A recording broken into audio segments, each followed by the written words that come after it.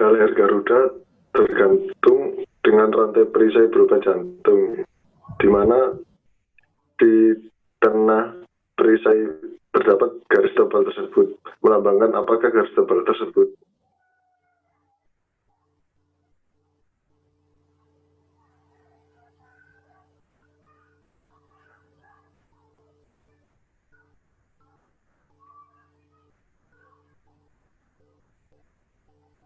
Jawabannya apa kalau menurut Adik Sub, kalau nomor 3 ini?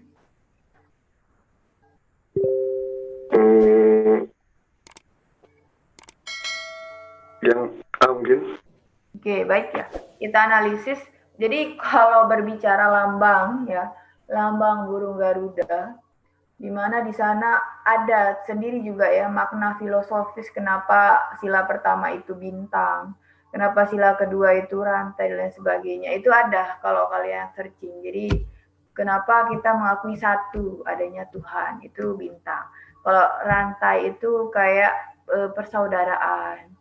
Kayak dia itu ada rantai yang melambangkan perempuan, rantai yang melambangkan laki-laki. Itu seperti itu. Adanya HAM, lebih ke sana. Terus kalau ketiga, kenapa pohon beringin pun ada ya maknanya. Nah, sekarang yang ditanyakan dalam soal nomor 3 ini ya. Jadi agak luas ya materi lambang burung Garuda ini. Karena di sini ditanya makna garis tebal warna putih yang tulisannya Bhinneka Tunggal Ika. Ya. Garis tebal ya pada leher Garuda tergantung dengan rantai perisai berupa jantung, di mana di tengah perisai terdapat garis tebal. Ya, garis tebal melambangkan apakah garis tebal tersebut itu menandakan bahwa Indonesia ya itu dikelilingi atau dilalui oleh garis khatulistiwa. Iya, Indonesia dilalui atau dikelilingi oleh garis khatulistiwa. Makanya kita dikenal dengan daerah tropis, itu juga pengaruhnya. Ya. Daerah garis khatulistiwa 0 derajat kayak gitu. Jawabannya E ya untuk adik-adik semua. Itu makna dari garis tebal bagian tengah di leher burung Garuda. Iya, Kak. Terima kasih. Nomor 4. Di sini ada septa. Oke, silakan septa. Septa 4. Baja berwarna kuning emas melambangkan sila Pancasila, yaitu manusia yang adil dan beradab. Iya, ini sudah jelas ya. Kalau tadi ditanya itu adalah lambang dari silanya. Kalau sekarang yang ditanya adalah sila dari lambangnya. Tinggal diputar-putar aja gitu. Tinggal dibolak-balik yang ditanya itu apa. Intinya adalah kalian paham konsepnya atau kan paham yang mana lambangnya, yang mana silanya. Diputar-putar, dibalik-balik pun soalnya kalian bisa jawab ya. Kalau rantai sudah jelas jawabannya sila kedua, yaitu apa? Kemanusiaan yang adil dan beradab. Ya. Itu biasanya pengecoh itu 2 dan 4. Ada kadang yang ingatnya 4 itu rantai. 2-nya itu banteng, hati-hati ya. Itu keliru kalau kalian hafal kayak gitu. Ya. Oke, jawabannya B ya. Selanjutnya soal nomor 5. Oke, di sini ada Rio Ari Santoso. Silahkan untuk soal nomor 5 ya.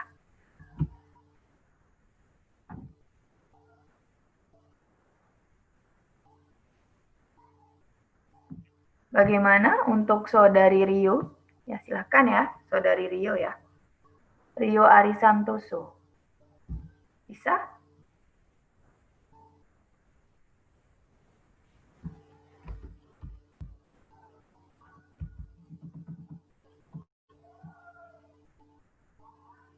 Oke, Rio belum ada respon ya. Oke, di sini selanjutnya ada Reski. Silahkan untuk Reski.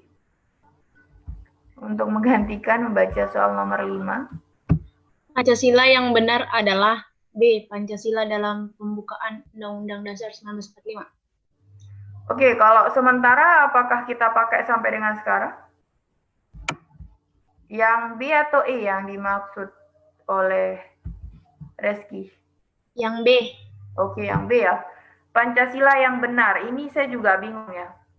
Pancasila yang asli sebenarnya ada di Piagam Jakarta, iya. Namun diganti silanya, sila pertamanya saja kan. Pancasila dalam pembukaan ya, khususnya dalam alinea 4 Undang-Undang Dasar, iya, masuk. Oke, Pancasila yang dapat dipertanggungjawabkan baik ya secara yuridis, itu maksudnya hukum ya, baik secara yuridis konstitusional ya, hukum konstitusional kita, maupun objektif ilmiah ya. Jadi di sini yang agak membuat saya bingung opsi A, opsi B, dan opsi C ya. Kalau yang tanggal 29 sampai 1 Juni itu kan menurut tokoh-tokoh yang tidak kita gunakan ya. Menurut Soekarno, Supomo, dan M. Yamin. Bukan. Kalau dalam pembukaan 1950 itu sudah kita tidak gunakan lagi. Jadi yang agak membingungkan A, B, dan C. Tapi yang tetap kita gunakan antara B dengan A. Sedangkan yang C itu kan sudah ada penggantian sila pertamanya. Jadi C, D, E kita hapus kayak gitu, bukan menjadi jawaban benar. Di sini yang ditanya Pancasila yang benar. Ini juga membingungkan ya. Pancasila yang benar. Yang benar. Yang di sini kalau A, Pancasila yang dapat dipertanggungjawabkan baik secara yuridis konstitusional masuk kan, artinya secara hukum di Indonesia dia merupakan sumber dari segala sumber hukum. Mau objektif ilmiah dalam segi keilmuannya, dalam segi implementasi dalam kehidupan sehari-harinya masuk A. B juga masuk, tetapi kecuali di sini Pancasila dalam pembukuan, dia bilang pembukuan Undang-Undang Dasar 1945. Dia akan tepat yang B ini apabila Pancasila dalam pembukaan Undang-Undang Dasar 1945 alinea keempat. Baru ya, dia akan lebih tepat yang B. Kalau di sini, karena dia pertanyaannya itu umum, jawabannya pun umum. Ya, A masuk. Ya. Jadi A, B tepat, tapi yang lebih tepat itu yang A. Karena pertanyaannya pun umum, Pancasila yang benar. Ya, yang benar itu yang dapat dipertanggungjawabkan. Nah, bertanggung jawab seperti apa? Yuridis konstitusional, secara hukum konstitusi negara kita. Dia merupakan sumber dari segala sumber hukum, maupun objektif ilmiah, secara keilmuannya. Ya. Secara keilmuannya kita akui benar. Karena dia dapat ada implementasi, ada nilai dasar, nilai instrumental, dan nilai praktisnya. Ya, jadi yang tepat di sini yang A. Agak membingungkan ya, makanya bisa A ya. Ada jawabannya A kayak gitu. Berapa buku soal seperti ini sama. Jadi memang A yang tepat karena tadi pertanyaannya umum, jawabannya pun umum. Kenapa B itu kurang tepat? Karena pembukuan juga itu pembukaan ya. Undang-Undang Dasar 1945 alinea 4 itu akan tepat sebenarnya ya. Jadi 5 jawabannya adalah A ya. Oke, seperti itu alasannya. Soalnya nomor 6. Oke, nomor 6 di sini ada atau Palangkaraya. Palangkaraya ya, dari Palangkaraya gitu ya. Petra Kris ya, silakan untuk menjawab soal nomor 6. Dalam pemilihan presiden dan wakil presiden secara langsung, penetapan pemenang ditentukan melalui jumlah suara masing-masing pasang. Sesuai pasal 6A ayat 3 Undang-Undang Dasar 1945, pasangan calon presiden dan wakil presiden yang mendapatkan suara titik-titik dari jumlah suara pemilihan umum dengan titik suara di setiap provinsi yang tersebar di lebih dari setengah jumlah provinsi di Indonesia akan dilantik menjadi presiden dan wakil presiden. Lebih dari 50% dan sedikitnya 20%. Ya, tepat ya. Jadi untuk soal nomor 6 ini, dia sudah ada jelas dalam pasal 6A ayat 3. Tapi bagi yang asing untuk membaca pasal 6A ayat 3 ini mungkin akan bingung karena tidak pernah baca. Tapi di TV-TV kalau ada pemilu terus ada quick count itu sering disebut. Jadi kalau memang dia disebut karena putaran kedua kayak dulu siapa tuh si Joko Widodo melawan Prabowo kalau tidak salah, makanya ada 2 dulu itu karena tidak mau. Jadi ada beberapa kandidat yang dihapus, ada yang masuk ke putaran kedua. Karena apa? Tidak memenuhi standar yang ini. Jadi dia akan dilantik seorang presiden dan wakil presiden Indonesia jumlah suaranya itu 50% dan di setiap provinsi itu adalah dia mendapatkan suara 2 ya. Di setiap provinsi hampir setengah dari provinsi yang ada di Indonesia itu. Jadi sering kita dengar ya di acara-acara quick count di TV. Ini familiar kita dengar, dia harus memenuhi 50% ya dari suara yang ada, ya 20% ya setengah dari provinsi yang ada di seluruh Indonesia. Makanya dia dilantik seperti itu ya. Oke, tepat ya. Jadi jawabannya adalah A ya. 6 adalah A. Yang nomor 7. Oke, nomor 7 di sini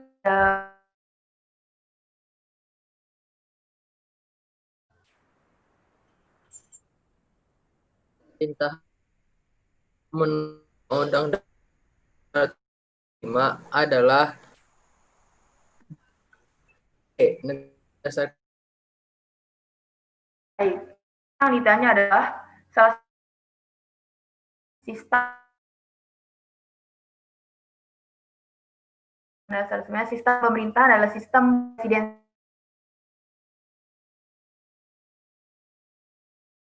presidensial. Dan negara Indonesia adalah negara hukum, itu ada di pasal 1 ya. Mulai berada di tangan rakyat itu pasal 1 ayat 2. Jadi di sini bingung kita, kok enggak ada masuk ya, kayak gitu ya. Sistem kan seharusnya sistem pemerintahan kita berdasarkan ini kan, sistem pemerintahan presiden dalam opsi. Oke. Selanjutnya Indonesia kan kalau memang ditanya ya berdasarkan atas seharusnya atas hukum, enggak ada juga. Selain itu sebenarnya negara berdasarkan kedaulatan rakyat enggak ada, kekuatan rakyat yang ada ya. Beda kekuatan rakyat dengan kedaulatan rakyat. Kalau ditanya bentuk kedaulatan berada di tangan rakyat. Jadi hati-hati ya, jangan sampai keliru atau bingung. Yang tepat yang mana ya? Enggak ada di setiap opsi sistem pemerintahan presidensial, enggak ada. Negara berdasarkan atas hukum enggak ada, negara berdasarkan kedaulatan rakyat tidak ada. Oke, kita seleksi sekarang. Negara berdasarkan kekuasaan. Itu rancu kekuasaan seperti apa? Sedangkan kita kekuasaan 3 ya. Eksekutif, legislatif, dan yudikatif, bukan. Sistem absolut bukan. Kita negara demokrasi, bukan absolut. Ya. Negara berdasarkan kekuatan rakyat, bukan kekuatan rakyat, tapi kedaulatan rakyat. Negara berdasarkan ketuhanan. Oke, karena di sini yang ditanya sistem pemerintahan, ya, bukan larinya itu dia itu sekulerisme atau apa, bukan. Jadi bukan larinya ketuhanan, bukan yang dimaksud ya. Karena ditanya sistem pemerintahannya. Sistem pemerintahan berarti penyelenggaraan negaranya ya. Negara berdasarkan sistem konstitusi. Hukum ya, negara Indonesia berdasarkan atas hukum itu bisa diganti dengan kata konstitusi. Karena hukum di Indonesia yang tertinggi adalah Undang-Undang Dasar. Undang-Undang Dasar kata lainnya adalah konstitusi. Jadi jawabannya adalah E. Jadi seperti itu. Jadi kita bingung ya, tapi sebenarnya kalau kita pahami apa makna soal atau apa yang ada di opsi jawaban, kita bisa menjawab ya. Negara Indonesia berdasarkan atas hukum. Hukum tertinggi ya, tata peraturan di Indonesia adalah Undang-Undang Dasar 1945 kan. Nah, kata lain dari Undang-Undang Dasar adalah konstitusi. Jadi jawabannya adalah E ya. Itu alasannya. 7E ya. Oke, bukan ketuhanan ya, bukan ketuhanan. Oke, selanjutnya nomor 8. Oke, di sini ada atas nama Wizard ya, tumben ya, saya dengar Wizard. Oke, Wizard membaca soal nomor 8. Silakan. Bisa, Wizard? Ini namanya akun Zoom-nya Wizard. Oke, tidak ada jawaban. Oke, selanjutnya ada Fadel di sini. Ada namanya Fadel. Silakan untuk adik Fadel ya, membaca soal nomor 8.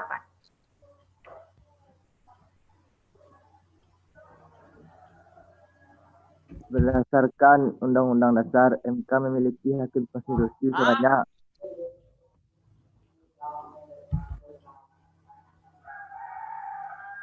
Berdasarkan Undang-Undang Dasar, MK memiliki hasil konstitusi Sebanyak berapa kalau menurut Fadel? 7, Kak. Berapa? 7. 7, baik. Kita analisis ya. Jadi Mahkamah Konstitusi itu adalah lembaga baru yang terbentuk berdasarkan amandemen Undang-Undang Dasar. Dulu hanya ada MA, Mahkamah Agung, dan ada yang disebut Dewan Pertimbangan Agung. Ya, Mahkamah Konstitusi belum ada. Jadi MK ini terbentuk setelah amandemen. Amandemen keberapa saya tidak terlalu ingat, tapi intinya dia ada di 24C, ya. Pasal 24C. Jadi dalam pasal 24 itu tentang pasal kehakiman, 24A itu tentang MA, 24B tentang KY, Komisi Yudisial, dan 24C itu tentang Mahkamah Konstitusi. Sekarang pertanyaannya berapa jumlah hakim? Ingat seperti yang saya katakan, dia itu hanya 1 kali bersidang, ya. Bukan seperti MA. Kalau MA kan dari pengadilan negeri naik ke pengadilan tinggi naik ke yang namanya Mahkamah Agung. Ya, dia bertahap-tahap, ya. Kalau orang tidak menyetujui hasil putusan di pengadilan negeri, dia bisa melakukan banding, ya. Banding itu naik kasusnya ke pengadilan tinggi. Nanti pengadilan tinggi lagi putuskan ya perkaranya, tapi dia tidak terima. Nah, naik lagi kasusnya ke Mahkamah Agung, namanya kasasi. Nah, di MA lagi diputuskan, tapi dia tidak terima lagi, ya. Dia tetap mau ada sidang lagi, ya. Itu namanya peninjauan kembali. Jadinya enggak tutup-tutup lah ya, enggak selesai-selesai gitu kalau MA. Sedangkan kalau MK hanya 1 kali bersidang langsung final dan mengikat hasilnya. Itu dulu untuk materi konsepnya ya tentang MK ini. Jadi MK itu mana perkara yang dia adili, khusus kalau ada yang bertentangan dengan Undang-Undang Dasar. Ya. Di bawah itu ya. Pokoknya undang-undang ke bawah, undang-undang, PP, Perpu, undang-undang, PP, Perpres, Perda itu semuanya diadili oleh MA. Jadi bedanya sana. Ya. Oke, langsung to the point ya. Oke, MK itu jumlah hakimnya adalah 9 orang. Kenapa 9 orang? Ya. Dia harus ganjil. Ya. Maksudnya dia harus hasilnya itu ganjil. Kalau dia 8 otomatis nanti 50-50 kan. Jadi dia harus ganjil. Kenapa harus 9? Ya, komposisinya kenapa harus 9? Karena ya, dia mengadili perkara antar lembaga negara, mengadili hasil pemilu dan lain sebagainya. Pokoknya perkara-perkara yang agak-agak ini ya, krusial itu adalah MK. Kenapa harus 9 hakimnya ya? Kenapa? Karena 3 komposisi MK itu diusulkan oleh presiden dari lembaga eksekutif seperti itu. Jadi 3 diusulkan dari lembaga eksekutif itu oleh presiden, ya. 3 dari DPR itu mewakili lembaga legislatif dan 3 ya diusulkan oleh MA dari lembaga yudikatif. Sehingga jumlahnya ada 9. Seperti itu, ya. Kenapa 9? Karena harus ganjil. Nanti misalkan kalau ada perkara ketuanya ya ada anggotanya 8, ketuanya 1, hasil perkaranya tetap 5/4 kayak gitu. Jadi tidak ada putusan yang hasilnya 50-50, semuanya final. Jadi seperti itu alasannya kenapa hakim MK itu berjumlah 9, terus tugas MK seperti itu ya. Dari di sana. Poin pentingnya untuk materi tentang MK ini. Ya. Sama kayak ini ya, adanya ujian nasional itu juga kalau hal-hal krusial itu juga MK larinya ya. Padahal undang-undang tentang ujian nasional itu berdasarkan undang-undang, tapi dia di sana melanggar undang-undang di pasal 31 Undang-Undang Dasar. Jadinya larinya ke MK. Intinya semua yang melanggar tentang Undang-Undang Dasar itu larinya ke MK ya. Oke, itu ya. Bisa dipahami dulu adik-adik terkait materi tentang MK ini nomor 8. Ada yang bingung? Penjelasan saya yang panjang kali lebar? Oke, tidak ada yang bingung ya? Kak, kalau pengadilan Ad hoc itu yang bagaimana? Kenapa? Ulang coba sekali, Enggar. Ad hoc. Oh, Pengadilan ad hoc itu yang seperti apa? Oke, ad hoc. Oke, kalau untuk pengadilan ad hoc itu dia lebih ke sifatnya apa ya? Itu bisa jadi ad hoc, dari kata ad hoc itu. Saya belum pelajari secara rinci ya, ad hoc itu maksudnya apa. Intinya tapi itu dia khusus-khusus perkara yang spesial memang larinya. Ya, pengadilan ad hoc. Mungkin saya pelajari dulu ya. Takutnya nanti saya salah memberikan informasi karena itu larinya di luar dari intinya dia dibuat khusus kalau pengadilan ad hoc itu. MPR kalau tidak salah atau DPR, pokoknya itu sifatnya itu lebih ke lembaga negara kalau ad hoc ya. Saya pelajari dulu ya untuk Enggar ya. Terima kasih ya. Besok saya sampaikan lagi maksud dari pengadilan ad hoc ya. Iya. Makasih, Kak. Nomor 8 itu 9. Oke, next nomor 9. Oke, nomor 9 di sini ada siapa lagi yang belum ya? Ada Nagita Amadea ya. Silakan untuk soal nomor 9. Lembaga yudikatif sejak masa reformasi dan adanya amandemen UUD 1945.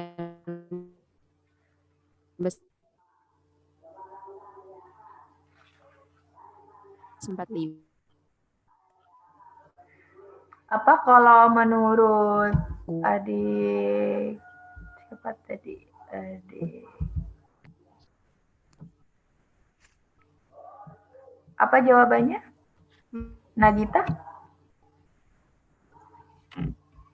Lembaga yudikatif sejak masa reformasi dan adanya amandemen. Undang-Undang 1945 dijalankan oleh jawabannya? Apa Nagita?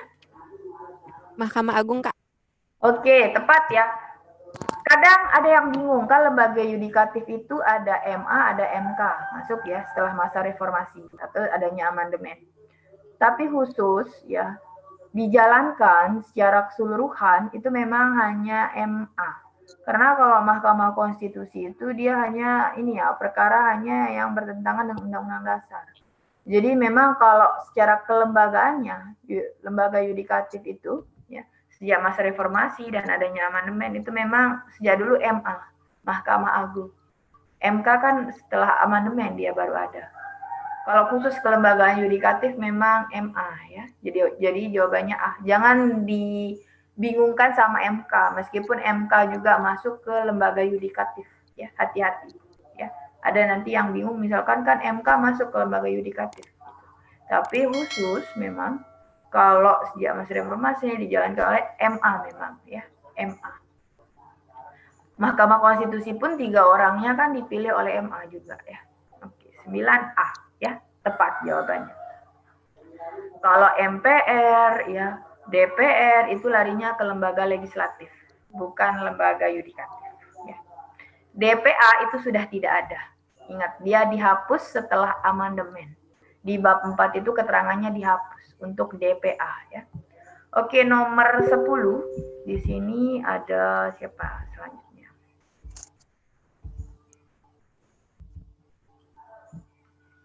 Muammar Hanafi ya. Muammar Hanafi, silakan untuk membaca soal nomor 10. 10. Salah satu landasan yuridis bangsa Indonesia untuk melakukan kerjasama dengan bangsa lain di dunia ini adalah B. Pasal 11 Undang-Undang Dasar 1945. Iya, tepat ya. Kenapa? Karena ini sebenarnya mengingat lagi, meremind ada beberapa soal juga yang kemarin keluar nomor pasal 10-nya, pasal 12-nya, 13-nya ya. Ini masih seputaran tentang hak dan kewenangan presiden ya. 10 sampai 16 ini. Adapun kalau pasal 10 itu dia kayak kemarin ya kekuasaan tertinggi dia ya atas angkatan darat. Pokoknya yang berkuasa tertinggi itu atas angkatan darat itu adalah presiden. Itu yang pasal 10-nya. Pasal rehabilitasi, amnesti, abolisi itu ya beda 14. Kalau 15 itu yang kayak kemarin yang saya jelaskan, dia yang memberikan gelar, tanda jasa, kehormatan, terus gelar pahlawan, pokoknya dia ya presiden yang berhak. Itu pasal 15. Pasal 16 itu presiden itu saya lupa ingat ya. Pasal 16 itu kalau tidak salah intinya dia tentang membuat dewan pertimbangan yang membantu presiden. Kayak staf ahli gitu ya. Kayak dia yang membuat dewan pertimbangan gitu keterangannya kalau tidak salah, membuat dewan pertimbangan untuk membantu presiden. Itu untuk pasal 16. Jadi kalau yang ditanya ya, karena di pasal 11 ini kan bunyinya ini menyatakan perang, menyatakan damai, dan melakukan perjanjian dengan negara lain itu kan pasal 11. Jadi melakukan perjanjian dengan negara lain itu masuk ke keyword melakukan kerjasama dengan bangsa lain. Jadi tepat jawabannya B. Ya. Karena di pasal 11 ini dia yang berhak menyatakan perang, damai, melakukan perjanjian dengan negara lain. Ya. B. Nomor 10 B. Oke, selanjutnya nomor 11. Oke, 11 di sini ada Gede Dewangga ya. Belum, soalnya belum keluar ya. Nomor 11 ya.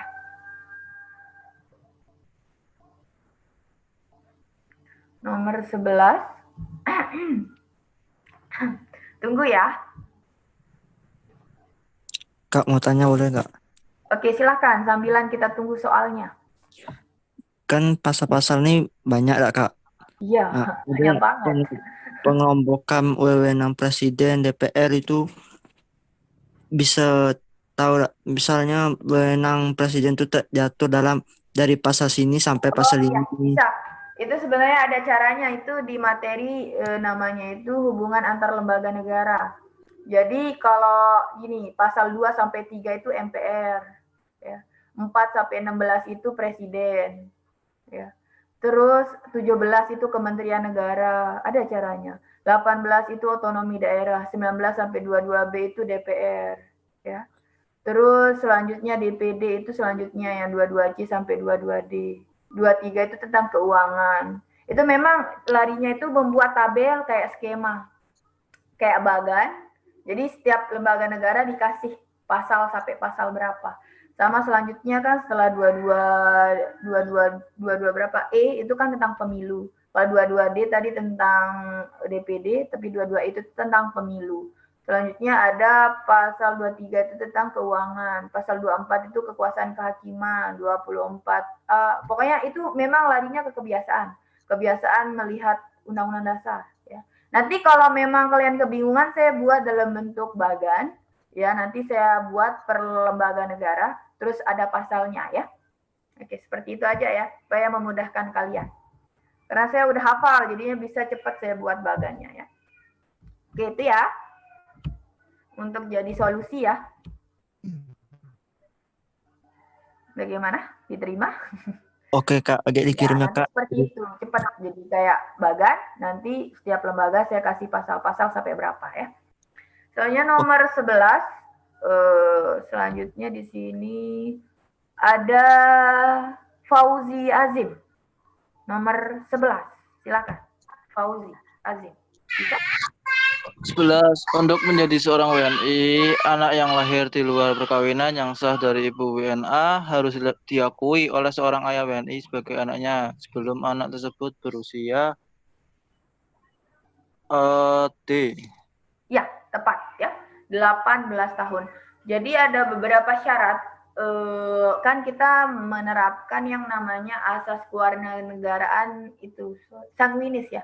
Kita yang sanguinis, jadi meskipun anak itu lahir di luar perkawinan yang tidak sah, jadi dia itu punya ayah WNI, ibunya WNA, tapi anak itu kebetulan ibu bapaknya itu nikah, bukan nikah sih, apa itu namanya, di luar nikah, apa bahasanya ya, itu dah intinya ya. Nah, karena kita menerapkan asas yang namanya asas ius sanguinis, keturunan, dia kan ada keturunan bapaknya WNI nih. Nah, anak itu diperbolehkan gitu. diperbolehkan ya untuk memilih kebangsaan Indonesia sebelum anak itu usianya 18 tahun. Kenapa 18 tahun? Karena 18 tahun dianggap sebagai umur yang pas atau dia sudah dapat memilih, sudah dewasa. Kenapa tidak 17? Karena kan batas maksimum yang ditanya di sini. Batas maksimumnya 18 tahun ya. Mulai dia untuk boleh mengusulkan di usia 17 tahun atau dia udah sebenarnya memperoleh KTP ya. Jadi di sini anak tersebut berusia 18 tahun jawabannya. Jadi ada ini kalau tidak salah di undang-undang tentang kewarganegaraan, Undang-Undang Nomor 12 Tahun 2006 ya, tentang soal nomor 11 ini. Oke, D ya. Soalnya nomor 12 ya, 12 di sini ada Bagaspu ya. Bagaspu. Bisa untuk membaca soal nomor 12 ya, Bagas? Bisa, Kak. Iya, silakan. Alat musik petik yang berasal dari daerah Toraja, Sulawesi Selatan adalah rebab. Oke, hati-hati. Di sini alat musik petik ya, alat musik petik. Memang kalau rebab itu dipetik ya, bukan dipetik dia rebab, digesek dia kalau rebab ya. Kalau tifa itu kayak gendang kan. Kalau tifa itu kayak gendang, rebab itu kayak biola, jadi digesek. Kalau popondi itu, saya lupa. Kalau popondi itu, saya lupa ya. Kalau keledi itu dia baru ditiup. Kalau sasando itu dipetik ya. Baru kalau sasando dipetik. Oh, popondo juga dipetik ya. Jadi ada dua, sasando, popondo ini dipetik. Kalau keledi itu ditiup, rebab itu digesek, tifa itu digendang kayak dipukul ya. Oke, di sini yang menjadi pertanyaan adalah di Sulawesi Selatan. Ya, Sulawesi Selatan tapi yang khusus dipetik. Jawabannya yang popondi. Kenapa? Karena kalau sasando itu dari NTT ya. Kalau sasando itu berasal dari provinsi NTT khususnya Pulau Rote ya. Kalau keledi itu di bagian Kalimantan ya. Kalau keledi ini di bagian Pulau Kalimantan khususnya kalau tidak salah di suku Dayak ya. Dengan cara ditiup. Popondi ini ya yang tepat ya, yang dari Sulawesi Selatan khususnya Tanah Toraja dengan cara dipetik. Kalau rebab ini dari Jawa Barat ya. Rebab ini dari Jawa Barat dengan cara dia itu kalau Maluku atau enggak dengan cara dipukul gendang ya. Itu bedanya. Sasando dari NTT ya, khususnya Pulau Rote, saya ulang. Keledi itu dari Dayak Kalimantan, popondi dari Toraja Sulawesi Selatan, rebab dari Jawa Barat, tifa dari Maluku maupun di Papua ya, dengan cara dipukul. Itu bedanya ya. Jadi jawabannya adalah C, oke? C. Rebab itu Jawa Barat ya, hati-hati. Kalau ditanya, apalagi kalau ditanya flora, fauna khas, endemik kayak gitu ya. Kalau kalian ditanya Jawa Barat itu kan Kujang, ya, Kujang itu untuk fauna endemik dari Jawa Barat. Kalau NTB itu ada Kijang. Kalau Papua itu Cendrawasih.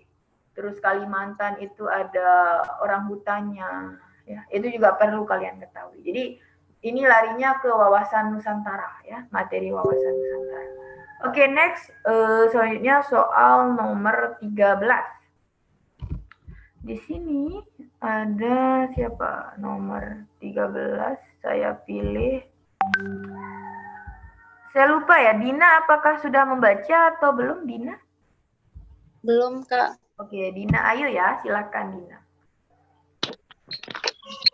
Daerah yang merupakan wilayah Republik Indonesia berdasarkan perjanjian Linggarjati adalah C. Sumatera. Sumatera ya, tepat ya. Jadi perjanjian Linggarjati itu ada banyak ya. Ada Renville, Linggarjati, Romroyen, KMB, itu banyak banget. Ini materi juga. Jadi materi sejarah perjuangan Indonesia itu larinya ada juga yang materi pas penjajahan Belanda, ya pas zaman Belanda, zaman Jepang. Ada juga materi tentang setelah kita merdeka. Jadi setelah merdeka itu ada beberapa perjanjian, ya. Ada perjanjian Romroyen, Linggarjati, KMB, ya, Konferensi Meja Bundar, dan lain sebagainya. Itu juga perlu kalian ketahui, ya. Biasanya yang menjadi kebingungan itu Linggarjati sama KMB karena agak mirip-mirip hasilnya, ya. Tapi lebih banyak wilayah yang diakui setelah KMB. Kalau Linggarjati itu cuma 3 wilayah yang diakui, ya. Jadi kalau Linggarjati itu Madura, ya, Sumatera sama Jawa, ya. Jadi hanya 3, Sumatera, Madura, Jawa, ya, seperti itu. Jadi di sini yang tepat adalah yang C, ya, yang C. Hati-hati ya. Jadi memang kalian perlu ketahui perjanjian yang lain juga, ya. Romroyen itu Rum dari siapa, Royen dari siapa, itu perwakilannya. Pokoknya banyak, ya. Ini agak tebal materinya terkait materi ini. Oke, yang jelas kalau Linggarjati itu 3, Sumatera, Madura, Jawa, ya. Seperti itu. Jadi jawabannya C. Selanjutnya nomor 14. Baik. Di sini nomor 14.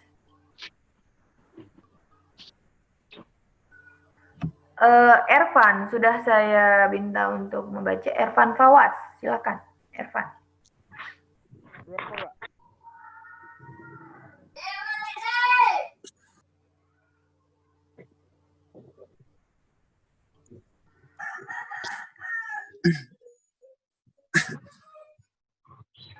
Ervan, silakan ya. Berapa ya, Kak? 14 ya, silakan. Pelaksanaan Kulturstelsel pada masa pemerintahan Gubernur Jenderal Johannes van den Bos bertujuan untuk B. Mengisi kas negara yang kosong. Iya, tepat. Jadi di sini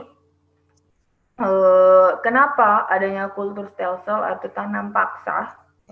Itu yang diterapkan oleh Van den Bos, ya, di zamannya penjajahan Belanda. Itu ada banyak sebenarnya tujuannya.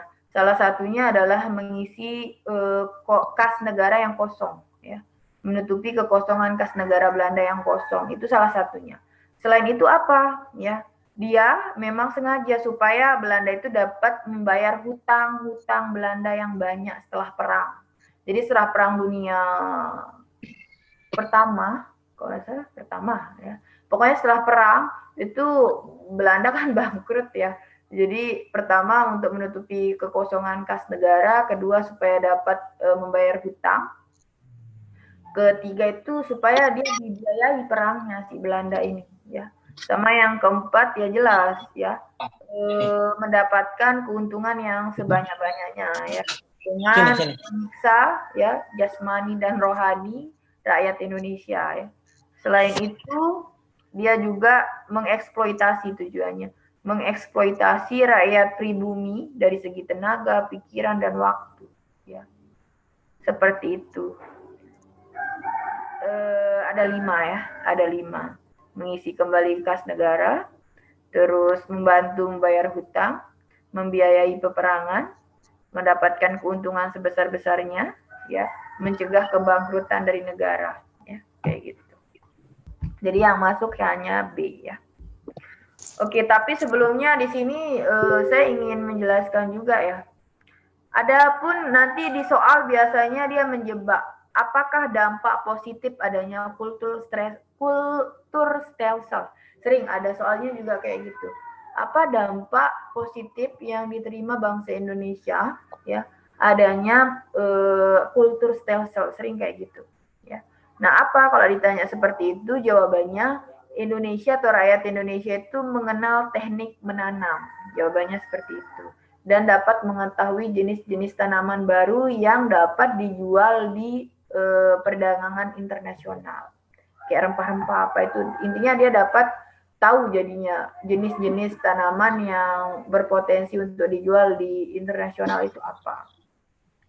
Selain itu melatih warga Indonesia atau rakyat Indonesia skill menjadi petaninya, kayak gitu. Seperti itu, ya. Jadi memang larinya dia dapat, selain itu dapat mengenal ada simpang sari. Jadi sering ada soal-soal yang menjebak seperti itu. Padahal kalau kita lihat kan Kulturstelsel itu negatifnya aja yang ada, kok bisa ada positif. Jadi jawabannya tadi. Jadi mengenal cara bertanam, mengenal jenis-jenis tanaman yang dapat diekspor, sama yang ketiga itu adalah mengenal adanya tanam tumpang sari tadi, tanaman tumpang sari ya. Oke, jawabannya B ya.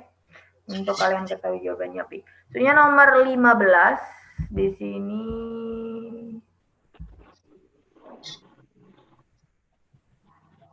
Siapa yang belum saya sebut di sini ya? Aditya Rama Pratama, silakan.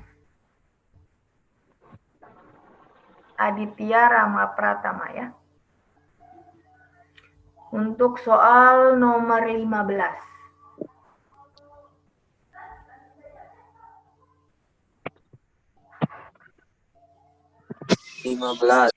Ya, belum keluar. Semboyan Bhinneka Tunggal Ika berasal dari kitab peninggalan bersejarah dari masa Kerajaan Majapahit, yaitu kitab Sutasoma. Ini soal yang kemarin ya, masih sama. Jadi tinggal dibalik biasanya ditanya Bhinneka Tunggal Ika atau Pancasila. Tapi kalau kalian udah tahu konsepnya, kalau Pancasila itu yang Kertagama, Prapanca. Terus kalau yang Bhinneka Tunggal Ika itu kitab Sutasoma oleh Empu Tantular, tinggal dibalik-balik aja. Ini kalau yang kita udah biasa jawab soal ya jelas kita bisa jawab ya. Jawabannya itu A ya, tepat ya. Jawabannya Aditya Rama Pratama. Oke, selanjutnya ada Adi Pramana. Silakan untuk nomor 16. Ini agak panjang ya. Silakan soal nomor 16 Adi. Makna yang dimaksudkan dengan kalimat Bhinneka Tunggal Ika adalah berbeda-beda tetapi satu jua. Makna lebih jauh dari Bhinneka Tunggal Ika adalah yang C, bangsa Indonesia yang terdiri dari bermacam-macam suku, adat, istiadat, agama, bahasa daerah, kesenian, namun tetapi merupakan satu kesatuan dalam bernegara. Oke, baik. Di sini yang agak membingungkan itu antara opsi jawaban A sama C, ya. Yuk kita baca. Di sini kalau A, bangsa Indonesia yang terdiri dari bermacam-macam suku, adat istiadat, agama, bahasa daerah, kesenian, namun tetap merupakan satu kebudayaan nasional, meski dengan bahasa-bahasa daerah yang berbeda. Oke. B, bangsa Indonesia yang terdiri dari bermacam-macam suku, adat istiadat, agama, bahasa daerah, kesenian, namun tetapi merupakan satu kebudayaan nasional dengan satu bahasa nasional. Oke, ternyata B ini juga masuk ya. Kalau A salah ya, karena meski dengan bahasa-bahasa daerah yang berbeda-beda. Kebudayaan nasional merupakan satu kebudayaan nasional meski dengan bahasa daerah yang berbeda-beda. Agak masuk juga ya. Oke, kita baca dulu semua. Bangsa Indonesia yang terdiri dari bermacam-macam suku, adat istiadat, agama, bahasa daerah, kesenian, namun tetapi merupakan satu kesatuan dalam bernegara. Tetapi tetap satu jua ya, berbeda-beda tapi tetap satu jua. Oke, soalnya nomor D, bangsa Indonesia yang terdiri dari bermacam-macam suku, adat istiadat, agama, bahasa daerah, kita baca langsung. Namun sungguhnya berasal dari satu leluhur yang sama, bukan ya, satu leluhur yang sama salah. Oke, yang terakhir yang E, namun tetapi merupakan satu kesatuan yang tidak terpisahkan sebagai anak bangsa. ED ini tidak ya. ED ini bukan, kita cross check A, B, C sekarang. Kalau yang terakhir, yang A, bahasanya adalah merupakan satu kebudayaan nasional, meski dengan bahasa-bahasa daerah yang berbeda-beda. Kebudayaan nasional dengan bahasa-bahasa daerah yang berbeda-beda. Oke. Kalau yang B, namun merupakan satu kebudayaan nasional dengan satu bahasa nasional. Satu kebudayaan nasional dengan satu bahasa nasional. Oke, ya. Namun tetapi merupakan satu kesatuan dalam bernegara. Yang lebih tepat itu yang mana? Antara A, B, atau C?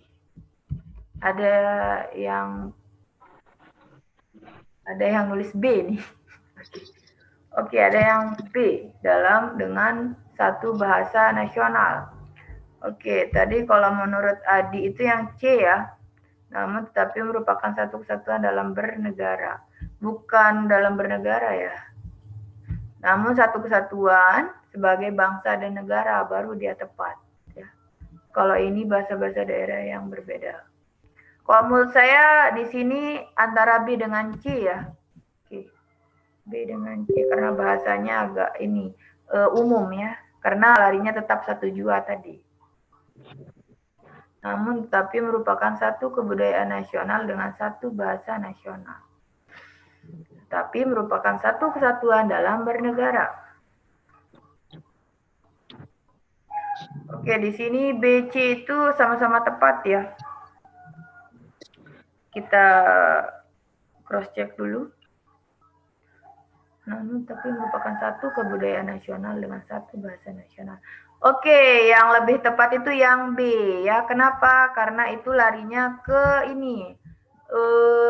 Kayak Sumpah Pemuda ya.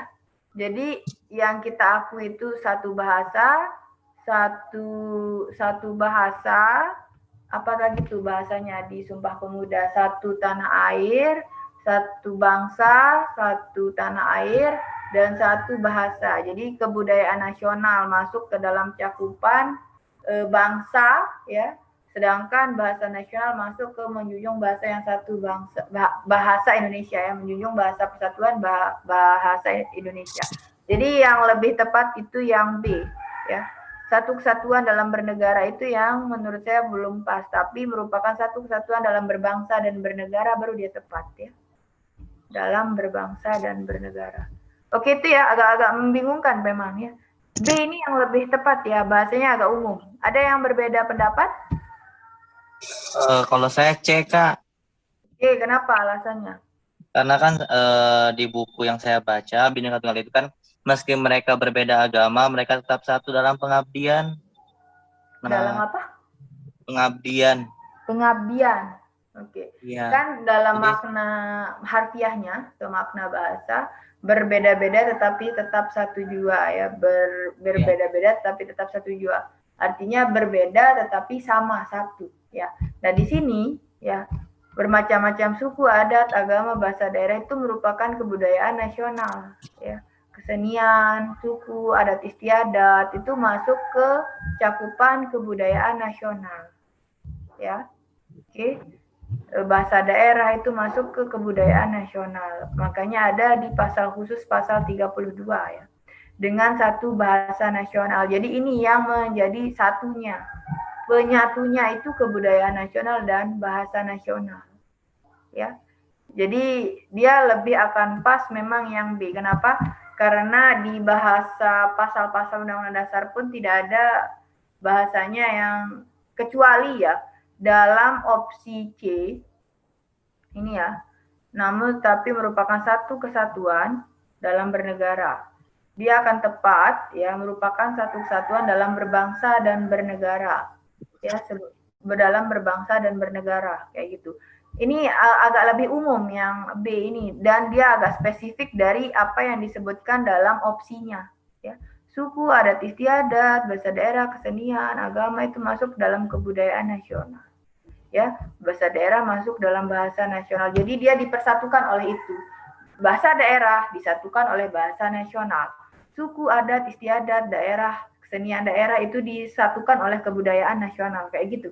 Jadi ada yang khusus dirangkul oleh yang umum. Itu sih kalau menurut saya ya. Itu lebih ke sana ya. Ada yang spesifik dan dia dirangkul oleh yang umum. Di sini perangkulannya adalah kebudayaan nasional dan bahasa nasional. Ya. Agak membingungkan memang B dengan C ya. Oke. Nanti saya cross check kembali. Intinya untuk saat ini memang B dengan C itu agak-agak opsi yang hampir tepat keduanya ya. Tapi yang lebih agak merangkul ya dari pernyataan itu adalah yang B ya. Sejauh itu yang itu. Cuma nanti tetap akan saya cross check kembali ya. Karena memang bahasa di C ini agak umum juga ya, karena satu kesatuan dalam bernegara itu juga umum ya, sifatnya umum, sama-sama dari spesifik larinya merangkul ya, itu umum ya. Oke, itu dulu ya. Jadi saya tetap tahan dulu untuk opsi jawaban yang 16 ini ya. Saya akan cross check kembali. Oke, itu dulu ya, supaya kita jalan lagi soalnya. Tapi sejauh ini masih B agak merangkul, C juga merangkul ya. Nomor 17 17 di sini udah habis kayaknya ya, semuanya membaca ya. Hendra, ya belum kayaknya. Hendra Wijaya. Telah disahkannya Undang-Undang Nomor 22 Tahun 99 tentang pemerintah daerah, terdapat 2 provinsi di Indonesia yang berganti nama tersebut adalah Kak. Oke, apa jawabannya? Oke, baik kita analisis ya. Jadi ada 2 provinsi ya. Jadi yang benar memang yang ya. Dari Provinsi Nangro Aceh Darussalam ya. Semula dulu namanya itu Daerah Istimewa Aceh, tapi berubah menjadi Nangro Aceh Darussalam. D ini sebenarnya ya tinggal dibalik baru dia tepat. Yang semula bernama Irian Jaya berubah menjadi Provinsi Papua. Kayak gitu baru tepat. Jadi maknanya itu dibalik, yang D ini baru tepat. Kenapa dia salah D ini? Jadi ada 2 ya. Provinsi yang berganti nama. Adapun yang pertama itu adalah dari Nangro Aceh Darussalam berubah menjadi Daerah Istimewa Aceh. Selanjutnya, Provinsi Irian Jaya Provinsi Papua yang semula bernama Provinsi Irian Jaya. Jadi kayak gitu ya. Tinggal dibalik, yang di ini baru tepat. Tapi di sini kan dia dibalik. Provinsi Irian Jaya semula bernama Provinsi Papua. Ya. Jadi salah maknanya. Sebenarnya dia akan benar ya. Dari semula Provinsi Irian Jaya yaitu berubah menjadi Provinsi Papua. Itu ya. Jadi ada 2 memang, Provinsi Papua dan Provinsi Nangro Aceh Darussalam ya. Jadi yang tepat adalah opsi E ya, hati-hati. Hati-hati nanti kalian bingung soalnya. Apalagi kalau A ini, kalau yang enggak biasa bingung ya. Provinsi Kepulauan Riau semula bernama Provinsi Riau. Hati-hati, bukan ya? Bukan. Tapi jawabannya E. 17 adalah E. Selanjutnya ada Fiza Roteka. Oke, Fiza. Silahkan Fiza. Nomor 18. 18. Presiden berhak menetapkan peraturan pemerintah sebagai pengganti undang-undang yang harus mendapat persetujuan Dewan Perwakilan Rakyat. Jika Dewan Perwakilan Rakyat tidak dapat memberikan persetujuannya setelah melakukan persidangan, maka langkah yang harus dilakukan Presiden adalah B. Merevisi pemerintah tersebut untuk kemudian mengajukan kembali. Oke, baik. Kalau 18 ini itu ada di pasal 22 ayat 1 ya. Jadi di sini ada di pasal 22 ayat 1 Undang-Undang Dasar. Kalau kalian mau tahu lebih jelasnya itu di Undang-Undang Nomor 12 Tahun 2011 tentang hierarkis peraturan perundang-undangan pasal 1 angka 4. Jadi ini ya bagaimana ya apa itu namanya? Hak presiden di dalam menetapkan istilahnya Perpu ya, singkatannya dari peraturan pemerintah pengganti undang-undang atau disingkat Perpu, kalau seandainya tidak dapat persetujuan dari DPR. Maka apa yang dilakukan langkah presiden? Ya, mencabut peraturan pemerintah tersebut jawabannya. Bunyi undang-undangnya mencabut ya. Jadi dicabut dia. Oke. Memang Perpu itu adalah hak presiden dalam keadaan yang mendesak ya. Sebenarnya itu undang-undang yang tergantikan oleh PP kayak gitu ya. Yaitu dikeluarkan oleh pemerintah yaitu presiden. Tapi kalau seandainya sebuah peraturan itu atau PP itu tidak disetujui, Perpu itu tidak disetujui oleh DPR, hal yang dilakukan adalah memang presiden mencabut PP tersebut. Ya, jadi jawabannya A. Itu sesuai dengan pasal 22 ayat 1 dan Undang-Undang Nomor 12 Tahun 2011 pasal 1 angka 4 ya. Jadi ini larinya hierarkis peraturan perundang-undangan. Oke, itu ya. Jadi jawabannya A. Selanjutnya nomor 19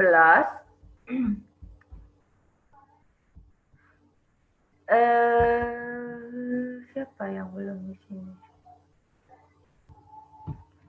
Baik, saya ya. Kalau gitu saya ya kayaknya udah semua. Oke, nomor 19, Komisi 3 Dewan Perwakilan Rakyat membawahi bidang. Seperti yang harus kalian ketahui, ini adalah wawasan umum di dalam kalian memahami kelembagaan negara atau lembaga negara ya.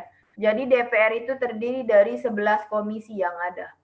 Jadi dia juga menaungi beberapa kementerian yang ada di eksekutif. Jadi dia bekerja sama biasanya dengan kementerian negara. Adapun bidang-bidangnya itu dibedakan dari komisi 1 sampai dengan 11. Untuk perlu kalian ketahui, perlu saya bacakan mungkin ya. Jadi di sini ada 11 komisi yang ada di DPR atau Dewan Perwakilan Rakyat yang ada di pusat. Kalau komisi 1 intinya itu dia menaungi urusan luar negeri. Poinnya di sana. Dia mengurusi urusan luar negeri, komisi 1. Ya. Kalau komisi 2 dalam negeri. Ya.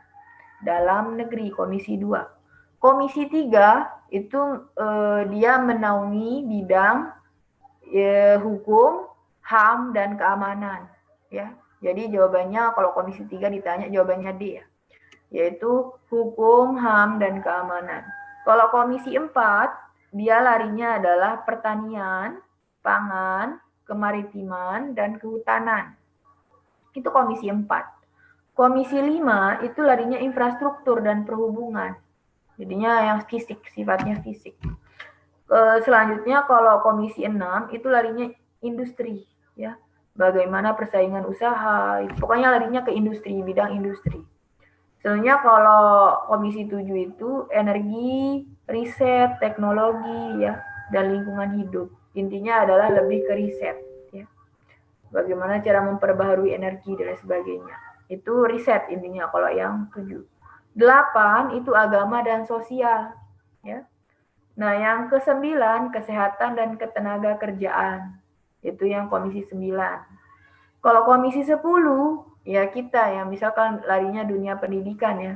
Itu komisi 10, dia pendidikan, olahraga dan sejarah. Itu komisi 10.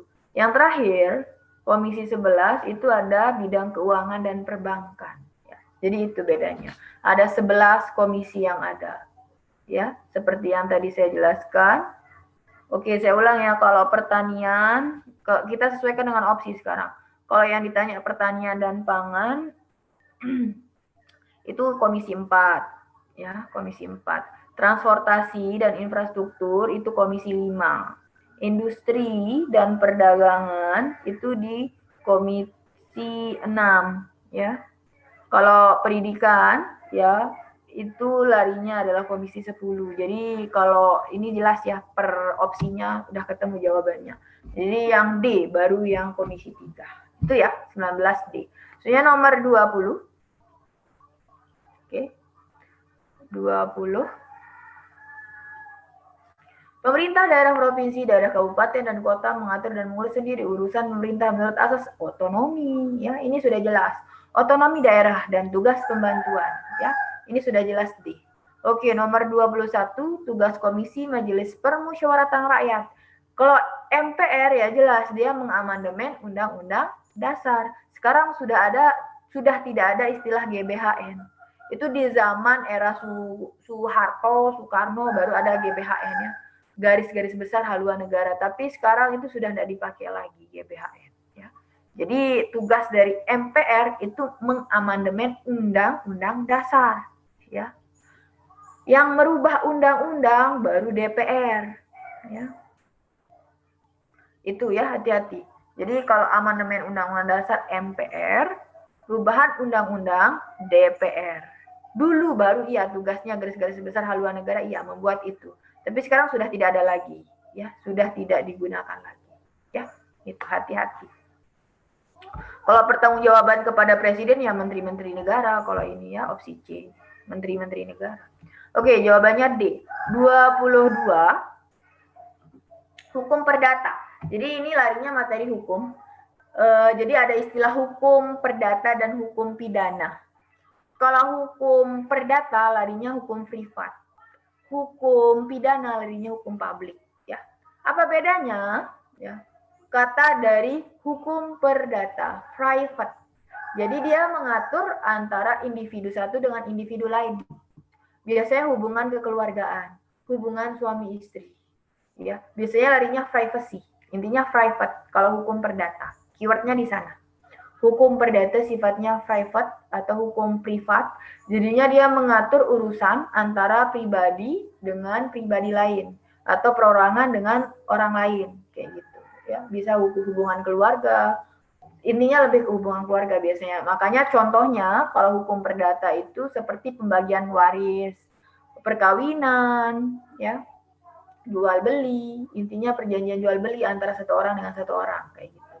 Kalau pidana itu mengatur biasanya individu dengan lembaga negara, individu dengan kelompok masyarakat, LSM atau apa. Itu biasanya sifatnya adalah pidana atau larinya publik. Ya, intinya sifat-sifatnya itu merugikan banyak orang atau dia itu sifatnya itu ada di delik hukum pidana atau KUHP. Kalau hukum perdata dia ada di KUH Perdata, KUH Per. Jadinya bedanya di sana ya. Oke, itu ya dulu ya keywordnya. Ya, mengatur antara individu satu dengan individu lain. Kita lihat sekarang opsinya. Hukum yang mengatur hubungan hukum negara dengan orang. Antara negara dan bagian-bagiannya. Ini lebih ke bahasa hukum pidana. Ya, hukum pidana atau publik. Ya. Oke, hukum yang menentukan peristiwa dan perbuatan kriminal. Kriminal, dari kata kriminal udah pidana ya. Biasanya kalau perdata atau privat itu larinya ke peradilan khusus biasanya. Ya, pengadilan khusus, bukan pengadilan umum. Nah, kalau kriminal larinya kan pengadilan umum atau pidana. Jelas, bukan perdata, tapi pidana. Kalau B. C, hukum yang mengatur antara negara dengan perorangan. Negara dengan perorangan. Ya, jadi di sini dia pasti merugikan banyak orang kalau negara ya. Jadinya larinya pidana kalau yang D. Hukum yang menentukan keadaan dan kedudukan serta hak dan kewajiban pribadi. Ini agak larinya ke perdata atau privat, tapi hukum yang menentukan keadaan dia bilang. Atau kita sip dulu ya. Kita lihat dulu yang E. Hukum yang mengatur hak, harta benda ya. Hubungan antara orang dan orang dalam satu negara. Jadi ini lebih umum ya, sifatnya khusus ke hukum perdata atau privat. Jadi jawabannya E ya. Kalau D ini tidak ada sisi-sisi ini ya, hubungan antara orang dengan orang lain. Dia hanya individu saja yang dibahas. Kedudukan serta hak dan kewajiban pribadi. Jadi lebih E, yang lebih ada hubungannya dengan hukum perdata. Jadi ada hubungan, memang dia mengatur hubungan antara orang satu dengan orang lain dalam negara. Ya. Jadi E yang benar. Ya. Jawabannya E. Kata lainnya perdata Mau itu tanya, Kak. apa? Mau tanya. Ya, silakan. Perbedaan hukum perdata sama pidana tadi gimana? Perdata dan pidana bedanya apa? Itu ya? Iya, gimana? Oke, keywordnya ya, langsung keywordnya saja ya. Hukum perdata larinya privat, ya, sifatnya privat. Hukum pidana, ya, kan lawannya perdata ya pidana kan. Perdata sifatnya privat, pidana sifatnya publik. Itu keywordnya dulu. Perdata privat, pidana publik. Perdata mengatur antara hubungan orang satu dengan orang lainnya, individu dengan individu. Ya, jadinya bukan banyak orang, hanya individu dengan individu lain. Privat, contohnya pembagian harta waris, contohnya perkawinan, perceraian, apalagi jual beli tanah kan lewat perjanjian kayak gitu ya. Itu larinya adalah perdata atau private. Contoh-contoh hukumnya, ya. Sekarang kalau dia pidana kan publik, hukum publik kan, berarti dia itu sifatnya itu merugikan banyak orang biasanya, ya. Atau sifatnya itu publik intinya, yang larinya kriminal. Contohnya pembunuhan, contohnya pemerkosaan, pemerasan, pembegalan, korupsi. Intinya dia agak sifatnya itu individu dengan banyak orang atau individu dengan lembaga negara. Contohnya pembunuhan, kan pembunuhan individu dengan individu. Kayak gitu ya. Kok bisa larinya pidana? Kan seharusnya private dong, kan itu individu dengan individu. Tapi situ keywordnya adalah merugikan keluarganya. Keluarganya kan kelompok orang jadinya. Ya. Yang dirugikan kan keluarganya, ya. Jadinya itu sifatnya itu resiko apa bahasanya? Intinya dia masuk ke delik-delik hukum pidana. Itu adalah larinya hukum publik atau hukum pidana. Kalau hukum privat atau perdata itu larinya ke delik-delik KUH perdata kayak gitu. Intinya sifatnya itu lebih ke resiko atas perbuatannya itu hanya satu orang, segelintir orang yang mengalami resikonya kayak gitu. Ya. Itu keywordnya sana. Perdata privat, pidana publik itu, ya. Keywordnya di sana. Oke, soalnya nomor 23 ya. Menurut pasal 17 Peraturan Pemerintah Republik Indonesia nomor 9 tahun 2003, pemindahan pegawai negeri sipil daerah antar kabupaten atau kota dalam satu provinsi ditetapkan oleh. Ini saya langsung buka undang-undangnya ya. Saya langsung, bukan undang-undang, PP-nya ya. Saya langsung buka PP-nya. Jadi yang berhak untuk ibarat itu memutasi ya, memindahkan PNS itu adalah pejabat pembina kepegawaian daerah provinsi. Jadi itu sudah jelas ya. Itu ada di pasal 17 memang dari PP ini. Jadi bunyinya pejabat pidana kepegawaian daerah provinsi menetapkan pemindahan ya, pemindahan A pegawai negeri sipil daerah atau kabupaten kota dalam satu provinsi, pegawai negeri sipil daerah atau kabupaten kota dan daerah provinsi. Jadi jawabannya adalah pejabat pembina kepegawaian daerah provinsi. Bukan kepala BKN, tapi pejabat pembina kepegawaian daerah provinsi ya. Jadi jawabannya adalah C, jangan terkecoh oleh D ya. Ini sudah jelas, langsung saya buka pasalnya dan PP-nya. Jawabannya C ya. Dia berhak memindahkan orang dari kabupaten ke provinsi maupun kabupaten ke provinsi kayak gitu ya. Artinya orang misalkan dari kabupaten pindah ke provinsi, dari provinsi pindah ke kabupaten. Itu nah maknanya ya, bukan gubernur ya, bukan BKN, tapi pejabat pembina kepegawaian daerah provinsi ya. Jawabannya C. Nomor 24. Anggota Komisi Yudisial atau KY diangkat dan diberhentikan oleh KY, Komisi Yudisial. Ini dia, jadi KY itu kan dia yang menjaga kehormatan, keluhuran seorang hakim yang ada di MK maupun MA. Jadi dia harus sifatnya netral, tidak memihak kedua lembaga ini, baik MK maupun MA. Jadinya orang yang netral, karena sifatnya menjaga keluhuran dan martabat seorang hakim ya. Jadi di sini memang presiden dengan persetujuan DPR ya, jawabannya A.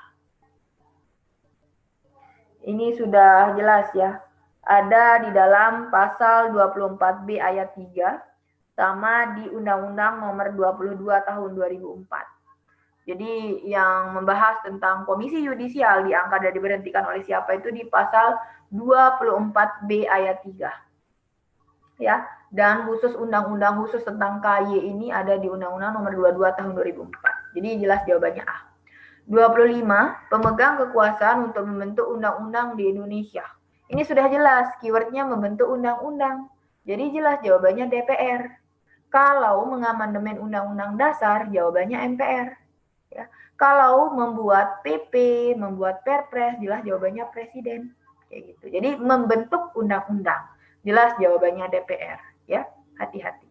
Kalau mengadili undang-undang, jawabannya bisa MA, bisa MK. Kalau undang-undang yang bertentangan dengan undang-undang dasar itu larinya MK. Tapi kalau undang-undang yang bertentangan dengan Perda atau apa itu biasanya adalah bukan Perda sih, kayak undang-undang yang bukan sifatnya kelembagaan negara itu baru MA. Ya. Jadi itu hati-hati. Kalau mengadili bahasanya, mengadili ya, mengadili perkara yang bertentangan dengan undang-undang ya, bisa MA, bisa MK. Kalau dia bertentangan dengan undang-undang dasar itu MK jelas. Tapi tidak bertentangan dengan Undang-Undang Dasar itu jawabannya MA ya itu. Merevisi atau membentuk undang-undang DPR. Mengamandemen Undang-Undang Dasar jawabannya MPR ya. Jadi sesuai dengan kewenangan masing-masing. Kalau yang ini sudah jelas jawabannya D. KY terus apa ya? KY tidak apa-apa, dia cuman menjaga dan menjaga keluhuran dan martabat seorang hakim saja dia kalau KY itu ya. Oke, D ya. 25D. 26. Prasasti peninggalan kerajaan Tarumanegara yang terdapat telapak kaki Raja Purnawarman. Jadi ini adalah kerajaan Tarumanegara ya. Jadi ada istilah prasasti-prasasti di sana. Ada 7 prasasti ya, peninggalan kerajaan Tarumanegara. Tapi ada 2 ya, prasasti yang ada telapak kaki raja ini ya. Itu prasasti Jambu sama prasasti Cerutiun. Kalau bentuk kaki yang di prasasti Cerutiun itu dia telapak kakinya itu saling berhadapan, jadinya dempetan ya. Kalau yang telapak kaki prasasti Cerutiun itu saling berdempetan. Tapi kalau yang prasasti Satuan Jambu, bentuk kaki dari telapak kaki rajanya itu Purnawarman itu ada yang mengarah ke atas dan ada yang mengarah ke samping. Bedanya di sana ya. Jadi ada 2 memang prasasti peninggalan kerajaan Tarumanegara yang ada telapak kaki rajanya, prasasti Jambu sama Cerutiun ya, Cerutiun. Tapi yang Cerutiun ini yang telapak kakinya saling berhadapan, maksudnya saling berdempetan. Sedangkan kalau prasasti Jambu itu agak-agak misah jauh gitu. Ada yang hadapnya lurus ke atas dan ada yang samping ya, itu bedanya. Soalnya apa 7 prasasti yang menjadi peninggalan? Itu ada prasasti Tugu, Kebun Kopi, Jambu, Pasir Awi, Cerutiun, terus ada juga Muara Ciaten sama Cidang Hiung ya, Cidang Hiang. Itu ada banyak di Google kok ya kalau yang ini. Tapi sekedar informasi saja. Soalnya nomor 27. Kalau ini jelas ya, Sultan Malik Al-Saleh, siapa yang tidak tahu ya, Samudra Pasai ya. Pasti dia itu di zaman kerajaan Samudra Pasai ya. Selain itu, di sini saya juga ingin menginfokan ya, kerajaan tertua Islam di Indonesia jawabannya adalah kerajaan Samudra Pasai. Kalau kerajaan Islam tertua di Jawa baru jawabannya kerajaan Demak ya, gitu. Jadi sebagai informasi saja. Oke, itu ya, ini sudah jelas kalau Sultan Malik Al-Saleh ya, terkenal ya, itu adalah Samudra Pasai. Nomor 28. 28. Setelah Perang Dunia Kedua, AS banyak memberikan bantuan ekonomi kepada negara-negara yang kalah perang dengan tujuan utama. Kalau AS mah jelas ya, dia kan negara kapitalis. Selain kapitalis, dia juga liberalis. Tujuan utamanya ya jelas, dia dapat untung sebesar-besarnya dari adanya perang tadi. Dengan cara apa? Dia menanamkan modal ke orang-orang yang kalah. Nanti kalau sudah menanamkan modal, dia harus dapat timbal baliknya lagi kayak gitu. Jadi jelas di sini jawabannya E ya. Jadi dia sengaja, kan dia pemenang ya, Amerika Serikat, dia adalah pihak sekutu, dia menang. Jadi ke negara-negara yang kalah dia tanamin modal. Nanti dari modal itu dia harus dapat keuntungan di sana. Jadi E ya. Ini sudah jelas kalau yang E. Karena sektor ekonomi dia kapitalis dia. 28E. 29. Setelah Perang Dunia Kedua, negara-negara raksasa membentuk persekutuan militer sebagai balance of power. Jadi makna balance of power itu artinya adalah keseimbangan kekuatan ya. Dari kata balance of power atau keseimbangan kekuasaan atau keseimbangan kekuatan, balance of power. Selain itu juga bisa berarti perimbangan. Intinya kesetaraan lah, balance itu lebih ke keseimbangan. Yang mana di sini ya? A. Sistem kekuatan bersama, peningkatan kekuatan bersama, berlomba dalam adu kekuatan, pertimbangan kekuatan, perimbangan baru benar ya. Di sini pertimbangan kekuatan. Terus yang E. Sistem keamanan bersama. Dia akan tepat yang D ini kalau perimbangan kekuatan, karena balance itu kan perimbang, imbang artinya. Keseimbangan ya. Yang mana yang tepat jadinya? Oke, baik ya. Kita telaah dulu sistem kekuatan bersama, peningkatan kekuatan bersama. C salah, E salah. Ini kekuatan kekuasaan. Sistem kekuatan bersama, peningkatan kekuatan bersama. Mungkin D ya, mungkin tapi salah ketik mungkin ya. Dia akan tepat kalau ya perimbangan kekuatan atau keseimbangan kekuatan. Ya. Peningkatan kekuatan bersama, dia juga tepat sih. Tapi peningkatan di sini bahasanya, bukan keseimbangan atau perimbangan kekuatan bersama. Oke, dia di sini tidak ada opsi yang tepat banget ya. Karena balance itu artinya keseimbangan ya. Balance itu artinya keseimbangan atau perimbangan. Di sini tidak ada yang tepat bahasanya seperti itu. Kalau peningkatan berarti meningkat dong, tidak seimbang ya. Pertimbangan kekuatan, bukan pertimbangan ya, tapi perimbangan. Perimbangan, dia akan tepat di ini kalau keywordnya itu perimbangan ya. Sejauh ini mungkin itu perimbangan maksudnya di sini, yang di ini ya, perimbangan kekuatan atau keseimbangan kekuatan. Itu dulu ya. Kalau peningkatan bersama, kenapa? Kalau sistem kekuatan bersama yang sistem kekuatan bersama, sistem. Apakah itu larinya ke sistem? Kalau itu kan kenapa? Setelah Perang Dunia II kan membentuk persekutuan militer, gak kayak organisasi NATO gitu Kak? Ya benar, NATO sebagai balance of power, sistem kekuatan bersama. Tapi makna balance itu yang di sini yang saya tidak temukan di keyword kata-kata soal. Balance kan artinya keseimbangan ya. Kekuatan mungkin bersama ini ya masuk di dalam makna dari keseimbangan. Makna bersama ini ya. Oke, sejauh ini opsi A masuk, opsi D itu salah. Kenapa? Karena keywordnya pertimbangan, bukan perimbangan ya. Oke, sejauh ini A agak mendekati ya, karena sistem kekuatan bersama. Jadinya dia larinya kayak seimbang, jadinya kekuatan bersama. Sejauh ini A agak masuk ya, masuk ke dalam maksud balance of power. Oke, kita keep dulu, dia lebih ke A ya. A masuk. Kalau peningkatan kekuatan bersama, saya rasa meningkat dong, bukan seimbang ya, meningkat. Tapi di sini balance itu kan keseimbangan, bukan peningkatan ya. Oke, sejauh ini A masuk ya, yang A agak dari kata balance-nya itu bersama itu ya. Oke, sejauh ini masih yang A. Sama kayak tadi, saya juga harus cari opsi yang lebih tepat, yang makna Bhinneka Tunggal Ika itu. Sejauh lagi yang ini ya, balance of power ini lagi ya. Tapi sejauh ini yang A agak mendekati ya, daripada opsi yang lain. Oke, baik itu ya. 29 saya keep, sama soal nomor berapa tadi yang Bhinneka Tunggal Ika itu saya keep juga. Saya cari yang lebih mendekati itu yang mana. Tapi sejauh ini 29A ya. Karena balance yang agak mendekati itu lebih ke sistem kekuatan bersama ya. Agak mendekati dari makna keseimbangan kekuatan ya. Oke, next nomor 30. Indonesia merupakan salah satu anggota organisasi dengan mengekspor minyak atau biasa disebut OPEC ya. Organisasi ini bermarkas di Austria ya. Pada tahun 1965 itu di markasnya ya, itu di kota yang namanya kota Wina. Jadi Austria ada namanya kota Wina ya. Di sana sudah disahkan gitu di tahun 1965 bahwa Austria merupakan markas tempat OPEC atau pengekspor minyak ya.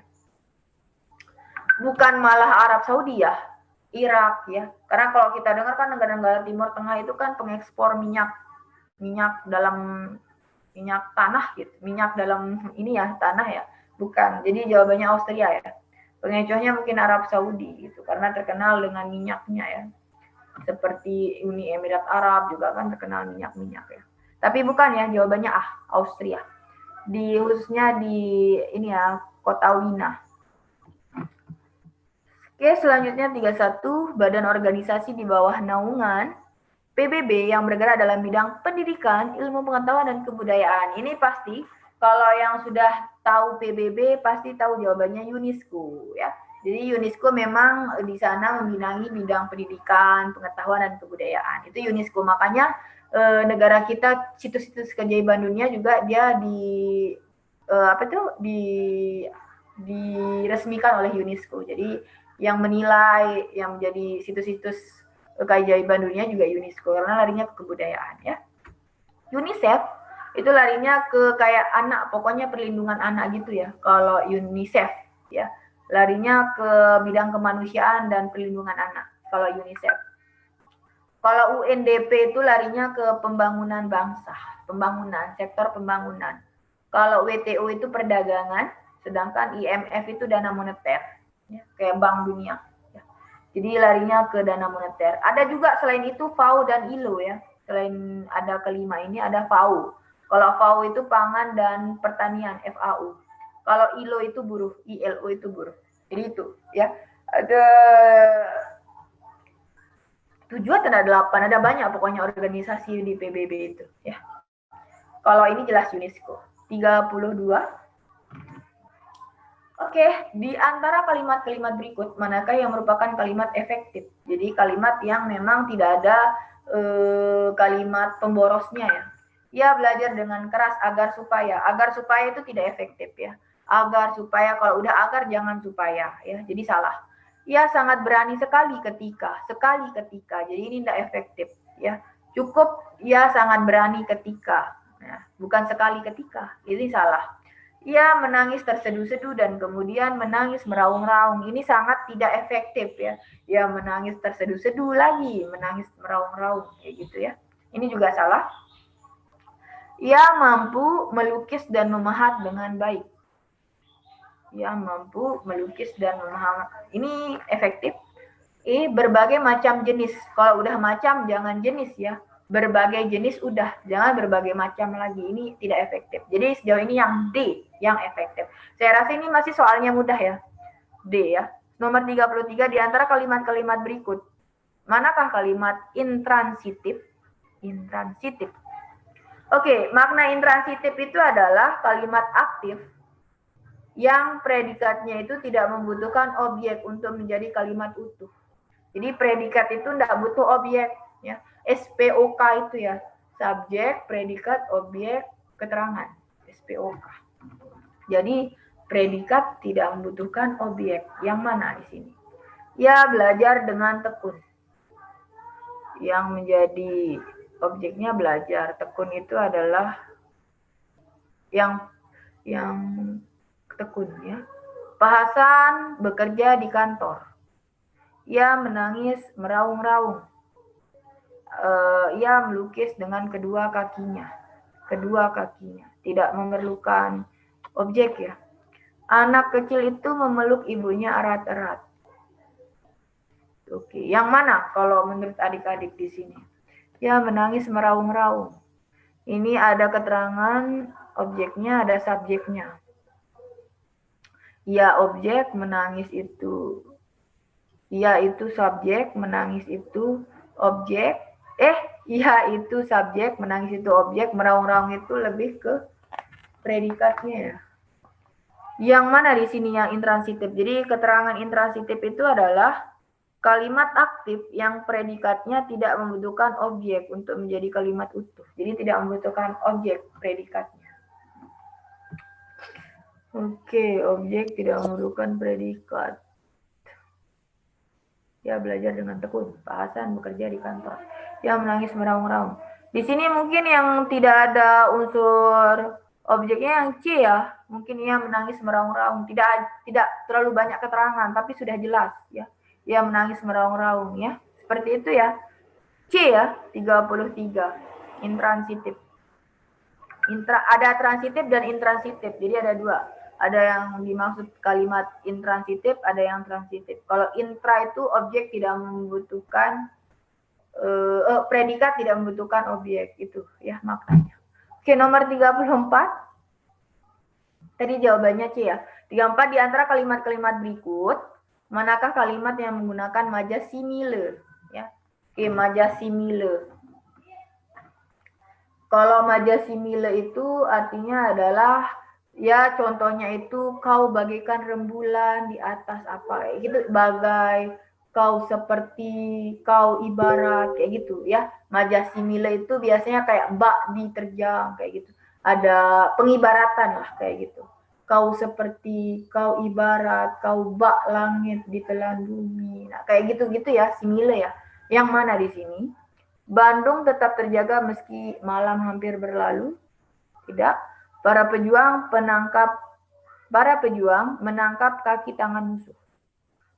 Bukan? Sudikah kiranya engkau mampir di gubukku? Itu litotes ya. Kalau yang ini. Jadi kayak dia merendah itu litotes kalau yang C. Ia menerjang musuh bagai banteng terluka. Bagai ya. Jadi benar yang simile itu kata bagai, bak seperti itu yang D benar, oke. Hanya sendirian ia mampu mengalahkan 200 prajurit musuh bersenjata lengkap. Itu bukan. Jadi yang tepat itu yang D. Karena ada kata bagai ya. Bagai banteng terluka ya. Jadi yang benar D ya. Oke, nomor 35. Penulisan miring yang tidak benar terdapat pada kalimat. Oke, penulisan miring yang tidak benar. Miring yang tidak benar, oke. Yang harus miring itu adalah biasanya kata serapan Inggris ke Indonesia. Ya, itu harus miring. Terus apalagi kata biasanya itu kata-kata yang memang sifatnya itu menjadi penekanan, itu biasanya miring juga. Oke, A. Nama ilmiah dari tumbuhan herbal bergetah hijau itu adalah Peniculum vulgare. Itu seharusnya miring ya. Tapi tidak dimiringkan di sini. Salah. Dia seharusnya miring karena ini bahasa Latin ini. Oke, seharusnya miring. Atmosfer tersusun atas beberapa lapisan yang dinamai menurut fenomena yang terjadi pada lapisan-lapisan tersebut. Tidak ada ya kata serapan di sini. Oke, benar. Nama tidak ada yang harus miring ya. Maksudnya B ini tidak ada yang harus miring. C. Nama aligator diambil dari bahasa Spanyol. El lagantu. Ini harus miring. El lagantu. Aligator juga miring. Ya, el lagantu juga harus miring. Tidak dimiringkan di sini. Penemu telepon yang sungguhnya adalah Antonio Giuseppe Maucci. Ini harus miring. Ya. Bukan Alexander Graham Bell, ini juga harus miring karena nama orang ya. Oke, biasanya turun tidak miring dan kapitalnya besar semua kalau nama ya. Sejarah Majapahit ya tergambar cukup jelas dalam buku Negara Kertagama, ini karena penekanan harus miring. Karangan Empu Prapanca ini juga miring biasanya karena penekanan dari makna kalimat.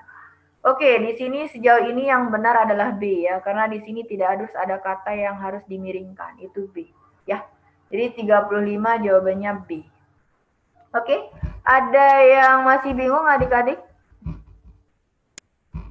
Ada Kak, saya Kak. Oke, silakan. Saya ada sedikit keganjalan di nomor 22 Kak. 22 ya, baik. Ya. Keganjalan nomor 22, oke. Hukum perdata, baik. Seperti apa keganjalannya? Kan tadi kita sepakati kalau jawabannya E. Iya. Kemudian saya tadi temukan di salah satu web, namanya accesstriad.com. Itu jawabannya A, Kak. Bisa dilihat ini saya. Jawabannya apa? A. A. Hukum yang mengatur hubungan hukum negara dengan orang, antara negara dan bagian-bagiannya, antara negara yang satu dengan negara lainnya. Keterangannya itu apa? Jawabannya kenapa A? Tidak diberi keterangan, tapi kayak gini, Kak. Bisa dilihat di profil saya. Oke, baik, saya lihat ya.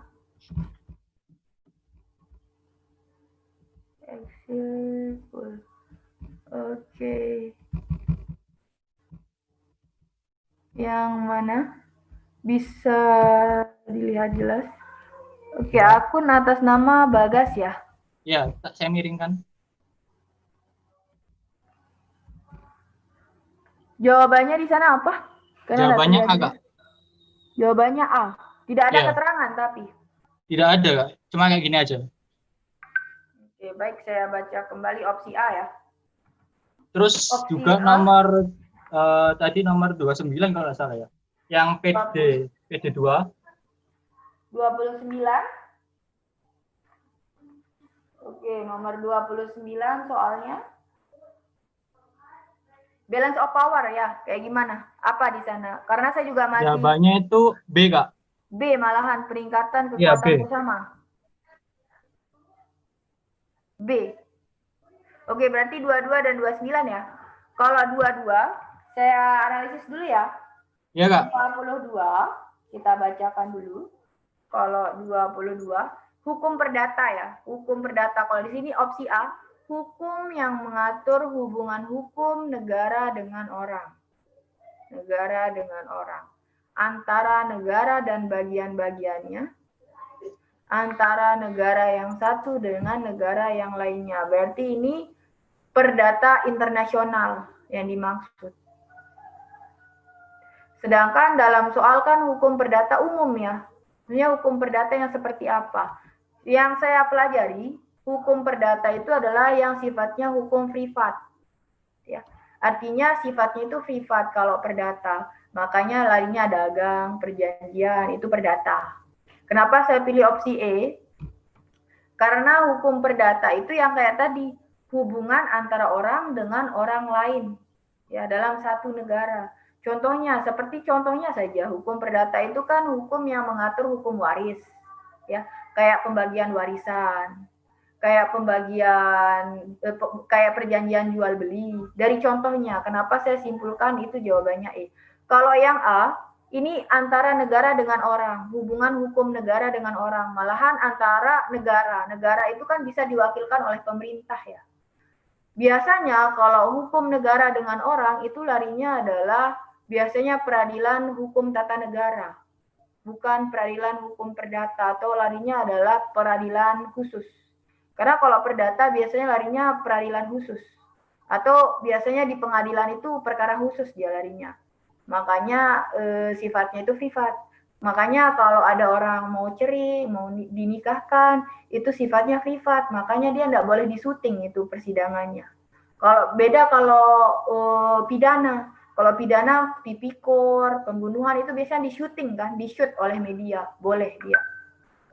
Jadi kalau yang A, saya masih bingung kenapa jawabannya A, ya. Karena saya pun berbeda dengan ini ya, jawaban A ini ya. Kenapa? Karena hukum negara dengan orang, hubungan hukum negara. Ini masih hukum negara dengan orang, antara negara dan bagian-bagiannya. Antara negara dengan bagian-bagiannya, berarti ini antara pusat dengan daerah atau seperti itu maksudnya, atau negara serikat dengan negara bagiannya. Ini terlalu umum kalau menurut saya, berarti hukum perdata internasional dong larinya, antara negara yang satu dengan negara yang lainnya. Mungkin saya perlu cross check maksud dari soalnya seperti apa, tetapi kalau hukum perdata secara umum di Indonesia larinya yang E jelas, karena larinya harta benda kan, kayak warisan, perjanjian jual beli tanah, larinya perkawinan, perceraian, itu kan perdata, yang larinya privat. Jadi kenapa saya jawab E ya tadi, karena dia larinya perdata secara umum yang saya tahu. Sedangkan yang A ini berarti larinya internasional ya, karena larinya negara yang satu dengan negara lainnya, berarti hukum perdata yang sifatnya internasional. Makanya saya bingung, kenapa kok jawabannya A? Ya, karena sejauh ini pemahaman yang saya dapatkan, kalau perdata sifatnya privat. Sejauh ini saya tetap E, ya. Sejauh ini saya tetap E, karena itu berdasarkan ilmu yang saya pelajari dan pengertian hukum perdata yang secara umum yang saya dapatkan di buku. Ya, kenapa saya tetap E? Karena itu hasil dari bacaan saya, pemahaman saya tentang hukum perdata sendiri. Ya, kalau yang A ini secara terlalu luas cakupannya, sedangkan perdata yang saya ketahui individu dengan individu. Ini sudah konteksnya negara yang satu dengan negara lain, jadi agak cukup luas ya. Ya seperti itu ya, sejauh ini saya tetap E ya. Karena kalau opsi A itu umum dan larinya internasional. Ya. Tapi tetap saya akan cari lagi kenapa itu kok bisa ada yang A ya. Saya juga harus tanyakan kuncinya, belum tentu semua kunci itu menurut saya benar. Ya. Karena kembali lagi di cross check ya. Sama halnya kayak nomor 23, ada juga loh kunci yang jawab D. Ya. Hati-hati, contohnya soal nomor 23, ada beberapa soal yang jawabannya itu adalah D, Kepala Badan Kepegawaian Negara. Tapi setelah saya cross check, pasal 17, nomor 9 tahun 2003 ini sudah jelas. Di dalam pasal 17 itu jawabannya adalah pejabat pembina kepegawaian daerah provinsi. Jadi memang harus di cross check kembali ya. Beberapa kunci jawaban itu harus di cross check kembali berdasarkan keilmuan atau buku bacaan dan langsung di dalam undang-undangnya ya. Seperti itu. Dan kalau untuk soal nomor berapa tadi yang ini terkait PD itu ya. Kalau nomor 29 ini masih bingung saya memang. Kenapa? Karena balance of power dari makna kata sebenarnya dia harus keseimbangan kekuatan atau keseimbangan kekuasaan. Ya. Jadi mungkin bisa jadi B, mungkin maksudnya di sini adalah keseimbangan itu peningkatan kekuatan bersama masuk, sistem kekuatan bersama masuk ya. Tapi memang ya di sini kita harus cari keilmuannya atau makna kata yang sesungguhnya apa ya. Balance of power. Ya, dari kata balance kan keseimbangan, power kan kekuatan atau kekuasaan, seperti itu. Jadi bisa jadi B ya, bisa jadi A. Ya, tapi sejauh ini kalau yang tepatnya sebenarnya dari makna kata itu keseimbangan kekuatan sebenarnya, tapi tidak ada di opsi ya. Tapi bisa jadi B ya, peningkatan kekuatan bersama. Karena di sini membentuk persekutuan kan. Jadi bisa juga tujuannya meningkatkan kekuatan bersama, tujuan dari balance of power. Ya, seperti itu. Bisa jadi B, tapi saya akan cross check kembali untuk 29 ya. Kalau Bhinneka Tunggal Ika itu masih antara B dengan C kayak tadi. Jadi PR saya memang 29 dan tadi soal Bhinneka Tunggal Ika. Kalau yang perdata tadi saya masih tetap E karena keilmuan saya pahami yang tadi ya. Sama kayak 23 ada beberapa yang memang apa ya? Bahasanya itu kayak nomor 23 ya, ada beberapa opsi jawaban yang memberikan jawaban D, tapi ternyata yang benar itu ya, pembina pejabat untuk kepegawaian tadi. Jadi hati-hati, intinya langsung cari sumbernya ya. Langsung cari, belum tentu kunci jawaban benar. Seperti itu. Intinya itu pesan yang ingin saya sampaikan ya. Belum tentu semua kunci jawaban itu tepat ya. Harus kita langsung cari dari sumber datanya apa ya. Itu. Kak. Ya. Saya mau nanya, Kak. Ya, silakan. Tapi bukan dari soal ini, Kak. Saya share di grup chat boleh nih, Kak? Satu aja sih, Kak. Tentang grup chat, silakan. Pancasila. Grup chat saja ya. Ah, itu, Kak. Sudah tidak menyebarkan hoax. Oke, ini salah satu contoh dari pengamalan sila bisa, wujud Pancasila sebagai apa bisa ya. Tidak menyebarkan hoax, berarti berita bohong ya. Ini kalau larinya pengamalan sila 3. Kalau ditanya hoax ya. Ini larinya sila 3 kalau pelanggaran. Oke, kalau disesuaikan dengan wujud Pancasila sebagai ya, mana jawabannya? Jiwa bangsa, filsafat negara, pandangan hidup, kepribadian bangsa, pedoman hidup. Oke, yang mana di sini? Yang larinya penyebar hoax. Tidak menyebarkan hoax. Ini kan salah satu pengamalan sila 3. Kalau di dalam wujud Pancasila itu yang mana? Ya. Pedoman hidup, kepribadian bangsa, pandangan hidup. Kalau saya dari keywordnya tidak menyebarkan hoax, itu larinya ke pengamalan kan, lari implementasi kehidupan sehari-hari. Itu bisa C, bisa E. Pandangan hidup kita, pedoman hidup kita. Ya, bisa C, bisa E dari keywordnya tidak menyebarkan hoax. Artinya yang kita pedomani maupun jadi pandangan hidup kita di dalam bernegara.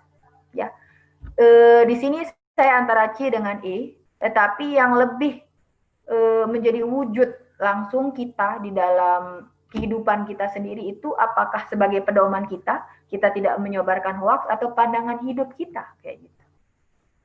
Kalau kepribadian itu agak jauh beda. Bukan ya. Di sini mungkin lebih ke C dengan E ya, tidak menyebarkan hoax ya. Saya masih bingung di sini, tapi lebih spesifik. Kalau menurut saya itu kita dijadikan sebagai pedoman hidup ya. Jadi itu sebagai prinsip kehidupan kita tidak menyebarkan hoax ya. Jadi dijadikan sebagai acuan di dalam berkehidupan ya, seperti itu. Oh ya, siap Kak, makasih Kak. Jadi saya agak lebih condong ke E ya, lebih condong ke E tapi agak masuk juga ke C ya. Jadi kita cari keyword soalnya ya. Tapi kalau sila Pancasila ini sudah jelas larinya sila 3 ya. Jadi yang menjaga keutuhan dan persatuan negara. Itu. Ada lagi yang bertanya? Bisa share seperti ini ya di Zoom chat ya. Selain itu ada lagi? Kak. Ingat ya, tidak semua kunci jawaban itu benar. Itu yang ingin saya sampaikan. Apalagi? Ada yang kalau misalnya pasal 7C kan menyatakan kalau misalnya presiden tidak bisa membukukan Dewan Perwakilan Rakyat ya. 7C. Iya, pasal 7C. 7C apa bunyinya? Presiden tidak dapat membukukan Dewan Perwakilan Rakyat kan, Kak? Ya, tidak dapat memang karena mereka keadaannya seimbang, setara. Oh, Ya, setara ya, Kak? Oh ya. Ya, karena Ya. tadi eksekutif, legislatif, yudikatif tidak ada yang boleh saling menjatuhkan, membebarkan, tidak boleh. Kecuali begini, presiden dapat dimakzulkan. Jadi eksekutif dapat dimakzulkan apabila terbukti presiden itu melanggar undang-undang dasar. Tetapi itu harus ada tahapan lagi. Ya, artinya presiden nanti DPR mengajukan usulan pemakzulan presiden ke MK. Nanti MK menghasilkan putusan. Kalau memang benar presiden itu terbukti bersalah melanggar undang-undang dasar, baru yang berhak ya memberhentikan presiden itu MPR. Jadi ada tahapan-tahapannya ya. Tapi DPR memang tidak boleh dibubarkan oleh presiden karena DPR dipilih oleh rakyat. Seperti itu. Dia itu anggotanya boleh dicopot apabila ya melanggar kode etik, melanggar pokoknya larinya bertentangan dengan undang-undang dasar dan lain sebagainya. Seperti itu. Karena tadi setara kedudukannya. Check and balances. Legislatif, eksekutif, yudikatif, check and balances setara. Tapi ingat tadi presiden dapat dia dijatuhkan, diberhentikan apabila tadi syaratnya melanggar undang-undang dasar atau bertentangan dengan undang-undang dasar. DPR mengajukan ke MK, MK mengadili, ada hasilnya, kalau benar nanti yang berhak mencopot itu atau memakzulkan adalah MPR. Jadi kayak gitu ya. Ada lagi? Ada lagi pertanyaan? Jadi ingat ya, jangan percaya semua kunci, jadi lebih cari akuratnya itu langsung ke datanya, sumbernya. Baik itu kalau ditanya pasal, langsung cari pasalnya. Kalau yang ditanya tentang keilmuannya, cari langsung pengertiannya dalam beberapa buku atau sumber. Ya, seperti itu pesan saya. Ada lagi untuk adik-adik? Tidak ada ya? Ada? Oke, ingat ya nanti saya akan membuatkan bagan, skema untuk lembaga negaranya dan pasal-pasalnya itu. Sama yang Bhinneka Tunggal Ika, sama yang Perang Dunia yang balance of power itu yang masih menjadi isu yang belum kita tarik kesimpulannya jawabannya yang mana. Oke, itu saja ya. Sekian, terima kasih untuk adik-adik, untuk masih berpartisipasi. Terima kasih banyak atas waktunya, kesempatannya. Tetap ada diskusi seperti ini ya. Oke, kita tutup ya dengan sama-sama baca hamdalah untuk yang beragama Islam. Alhamdulillahirabbil alamin. Ya, tetap berusaha, tetap berikhtiar ya untuk meraih masa depan kalian. Insya Allah akan terkabul. Jangan lupa doa orang tua. Itu saja. Wassalamualaikum warahmatullahi wabarakatuh.